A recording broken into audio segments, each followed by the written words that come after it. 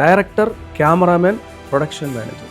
இந்த 3 பேர்கிட்டே ரொம்ப உஷாராக இருக்கும். இந்த 3 பேரும் கூட்டு சேர்ந்துட்டாங்கன்னா கூட்டு களவாணி கண்டிப்பாக அந்த ப்ரொடியூசருக்கு ஆப் வச்சுருவாங்க. ப்ரொடியூசர் ஆஃபீஸில் வந்து 100 முறை வருவாங்க. ஒரு படத்துக்கு வாய்ப்பு தாருங்கள். நீங்கள் வாய்ப்பு கொடுத்தீங்கன்னா மானிட்டர் முன்னாடி உட்காந்தாலே அந்த டைரக்டர் வேறு லெவலில் மாறிடுவாங்க. அதன் பிறகு இன்னொரு ஃபேஸ் அந்த ப்ரொடியூசர் ஃபேஸ் பண்ணுவார், பார்ப்பார்.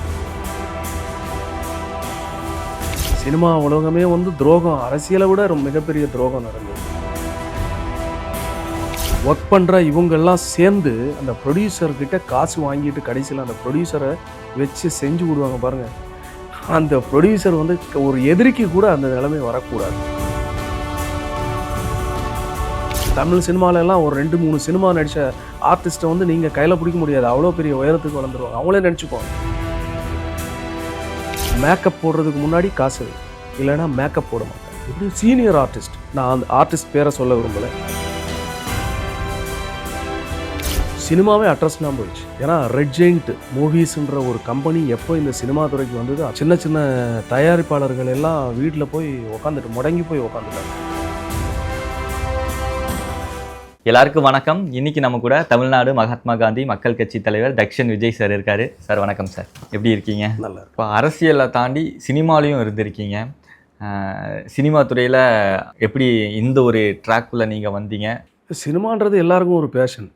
சினிமான்றது எல்லாருமே லைக் பண்ணுவாங்க. இப்போ சின்ன வயசுல இருந்தே நம்மளுக்கு ஒரு ஆசை வந்து நான் ஒரு பெரிய நடிகை ஆகணும். இப்போ ஒரு நடிகருக்கு வந்து நம்ம ரசிகராக இருப்போம். ஒரு நடிகரை பிடிக்கும், அவங்களுக்கு ரசிகராக இருப்போம். இப்போ நம்ம என்ன இமேஜின் பண்ணுவோம் மனசில், அந்த நடிகரை மாதிரி நம்மளை நினச்சி இமேஜின் பண்ணி நம்ம வாழ்ந்துட்டுருக்கோம். ஒரு சின்ன வயசுலேருந்து இது எல்லாருக்கும் இருக்கிறது. இளைஞர் பருவம், வாலிபர், ஏன் வயதானவர்கள் கூட நீங்கள் கேளுங்க, தலைவர் ரஜினி, சூப்பர் ஸ்டார் ரஜினிகாந்த் அப்படின்ட்டு சொல்கிறவங்க எத்தனையோ ஆயிரக்கணக்கான லட்சக்கணக்கான பேர் இருக்காங்க. சினிமான்றது எல்லாருக்கும் ஒரு பேஷன் தான். சினிமாவை லைக் பண்ணாதவங்க யாருமே இருக்க மாட்டாங்க. சினிமா தான் அரசியல், சினிமா தான் உலகம். ஸோ அப்படி இருக்கிற பட்சத்தில் எனக்கும் அந்த சினிமா ஆசை இருக்குது, நடிக்கணுன்ற எண்ணம் இருக்குது. நடிக்கிறதுக்கு வந்து இப்போ நம்ம ஒவ்வொரு ப்ரொடக்ஷன் கம்பெனியாக ஏறி இறங்கி வாய்ப்பு கேட்க முடியாது. அப்போ நம்மளே வந்து ஒரு ப்ரொடக்ஷன் பண்ணி நடிக்கிறதுக்கு it will take a long time. So அது இப்போ தான் அது கைகூடு. ஏன்னா நம்ம ஃபஸ்ட்டு வந்து எங்களை மாதிரி ஆளுங்க வந்து முதலில் சம்பாதி அதன் பிறகு செலவழின்ற கேட்டகரி. சம்பாதிச்சு கொஞ்சம் சேர்த்து வைக்கணும், சேர்த்து வச்சு அதை எடுத்து தான் செலவழிக்கணும். ப்ரொடக்ஷன் ஒரு சினிமா எடுக்கணும்னு அப்படி தான் பண்ணணும் நம்ம. ஸோ அதனால் இந்த டைம் ஆயிடுச்சு. தயாரிப்பாளராகவும் இருந்திருக்கீங்க. அதில் இருக்கிற கஷ்டங்கள் எல்லாம் என்ன சார்? ஒரு படத்தை தயாரித்து அதை வெளியிடுறதுக்கு மிகப்பெரிய கஷ்டம். ஒரு படத்தை தயாரித்து வெளியிடுறது வந்து ஒரு 5 வருட ஆட்சி நடத்துகிற மாதிரி தான். ஒரு சினிமாவை நீங்கள் தயாரித்து அதை திரையிடப்படுவது என்பது வந்து சாதாரண விஷயம்லாம் கிடையாது. எவ்வளவு நல்லவராக இருந்தாலும் அங்கே வந்து வெல்வது வந்து ரொம்ப கஷ்டம். ஏன்னா எப்பயுமே வந்து ஒரு சினிமா இதில் பார்த்தீங்கன்னா ஒரு ப்ரொடியூசர் வந்து ரொம்ப கேர்ஃபுல்லாக கவனிக்க வேண்டியது வந்து அந்த டீமில் வந்து டைரக்டர், கேமராமேன், ப்ரொடக்ஷன் மேனேஜர், இந்த 3 பேர்கிட்டே ரொம்ப உஷாராக இருக்கும். இந்த 3 பேரும் கூட்டு சேர்ந்துட்டாங்கன்னா கூட்டு களவாணி கண்டிப்பாக அந்த ப்ரொடியூசருக்கு ஆப் வச்சுருவாங்க. ஸோ இந்த 3 பேர் தான் எதிரிங்களே. இந்த 3 பேரும் ப்ரொடியூசர் கண்ட்ரோலில் இருந்தால் அந்த சினிமா ஜெயிச்சுது. இல்லைன்னா எப்போ வேணாலும் அந்த ப்ரொடியூசரை கீழே அடித்து போட்டுருவாங்க. அப்படி தான் நிறைய சினிமா உலகத்தில் வந்து நிறைய ப்ரொடியூசர் வந்து அட்ரஸ் இல்லாமல் போகிறது, நிறைய ப்ரொடியூசர்ஸ் வந்து பணத்தை இழந்து நடு ரோட்டில் நிற்கிறது கூடிய ஒரு அவஸ்தை வர்றது இந்த 3 பேர் தான். நல்லவங்க மாதிரியே வருவாங்க. அதாவது ஒரு டைரக்டர் டீமெல்லாம் பார்த்தீங்கன்னா ப்ரொடியூசர் ஆஃபீஸில் வந்து 100 முறை வருவாங்க. ஒரு படத்துக்கு வாய்ப்பு தாருங்கள். நீங்கள் வாய்ப்பு கொடுத்தீங்கன்னா மானிட்டர் முன்னாடி உட்காந்தாலே அந்த டைரக்டர் வேறு லெவலில் மாறிடுவாங்க. அதன் பிறகு இன்னொரு ஃபேஸ் அந்த ப்ரொடியூசர் ஃபேஸ் பண்ணுவார், பார்ப்பார். ஸோ இது சினிமா உலகத்தில் வந்து நான் பார்த்த வரைக்கும் சினிமாவில் இது அன்றாடம் நிறைய நடந்துகிட்ருக்கு. ஸோ இது வந்து ரொம்ப ஏற்றுக்கொள்ள முடியாத ஒரு இது. எப்பயுமே நான் சொல்லுவேன், அதாவது ஒரு ப்ரொடியூசர் வந்து சொந்தமாக கஷ்டப்பட்டு சேர்த்த ஒரு காசை எடுத்துகிட்டு வந்து அந்த சினிமாவை நம்பி உள்ளே இறங்கி சினிமாவில் இன்வெஸ்ட் பண்ணி கடைசியில் எதுவுமே அவர் கையில் இல்லாமல் அவர் ஒரு கெட்ட பேரோடு வெளியே வருவார். இதுதான் ப்ரொடியூசர். சினிமா உலகமே வந்து துரோகம், அரசியலை விட மிகப்பெரிய துரோகம் நிறைஞ்சது.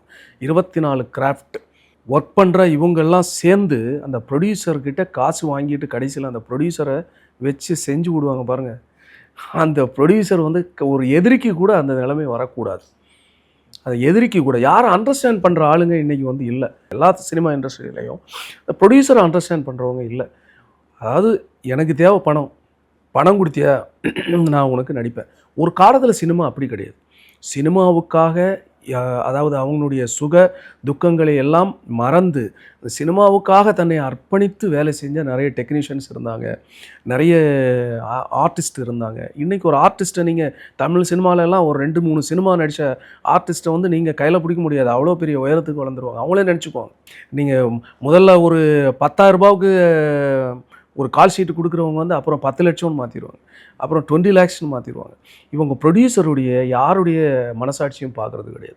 ப்ரொடியூசராக காசு கொடு. எனக்கெல்லாம் எத்தனையோ ஷூட்டிங் லொக்கேஷனில் வந்து மேக்கப் போடுறதுக்கு முன்னாடி காசு வை, இல்லைன்னா மேக்கப் போட மாட்டேன். இப்படி சீனியர் ஆர்டிஸ்ட், நான் அந்த ஆர்டிஸ்ட் பேரை சொல்ல விரும்பலை, சீனியர் ஆர்டிஸ்ட் எத்தனை பேர் இது மாதிரியெல்லாம் பண்ணுறப்போ ரொம்ப வலிக்கும், ரொம்ப பெயினாக இருக்கும். ஏன்னா யாரும் காசு கொடுக்காம ஏமாற்ற போகிறது கிடையாது.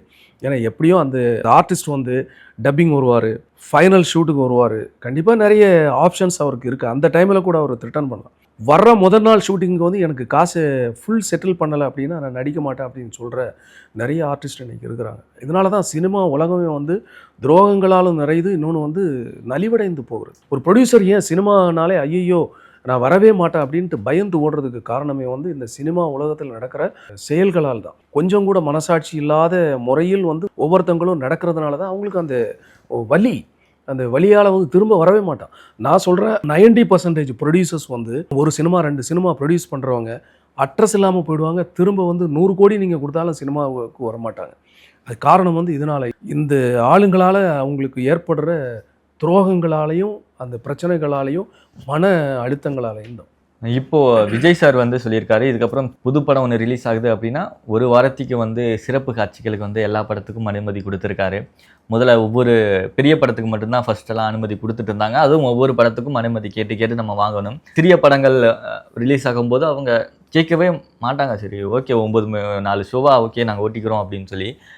ஏன்னா அவங்களுக்கு ஸ்க்ரீன் கிடைக்கிறதே ஒரு பெரிய விஷயமா தான் இருக்கும். இன்றைக்கி எல்லா படத்துக்கும் ஒரு 5 ஷோ கொடுத்துருக்காரு அப்படிங்கும்போது அது எப்படி பார்க்குறீங்க, எவ்வளோ வரவேற்கிறீங்க?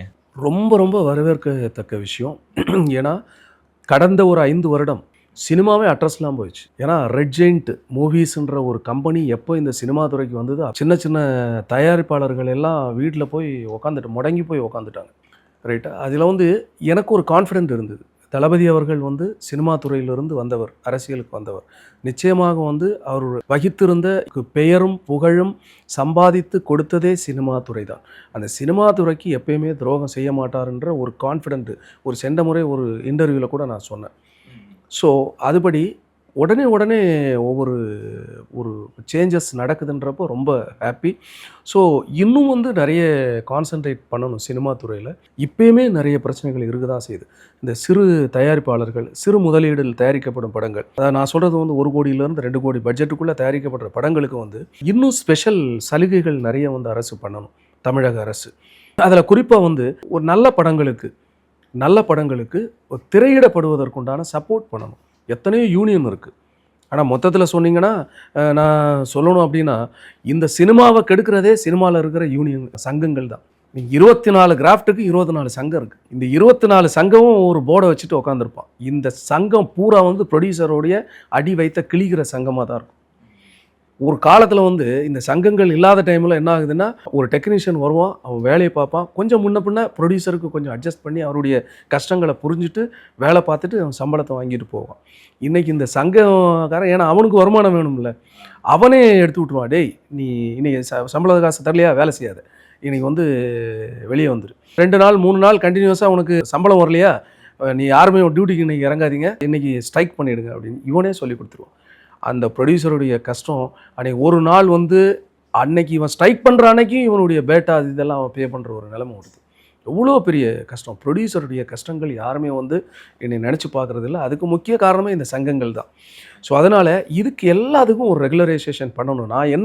இன்னொரு விஷயம் நான் என்ன சொல்கிறேன் அப்படின்னா, இன்னும் ஒரு பெரிய படங்கள் 100 கோடி பட்ஜெட்டில் தயாரிக்கப்படுற படங்கள், 200 கோடி பட்ஜெட்டில் தயாரிக்கப்படுற படங்களுக்கு வந்து 24 கிராஃப்ட் டெக்னீஷியன்ஸோட பேட்டா 2 கோடி 3 கோடி பட்ஜெட்டில் தயாரிக்கிற 1 கோடியிலிருந்து ஒரு 3 கோடி வரைக்கும் தயாரிக்கப்படுற சிறு படங்களுக்கும் பேட்டா வந்து ஒரே மாதிரி இருக்குது. பெரிய படங்களுக்கும் ஒரே பேட்டா தான், சின்ன படங்களுக்கும் ஒரே பேட்டா தான்.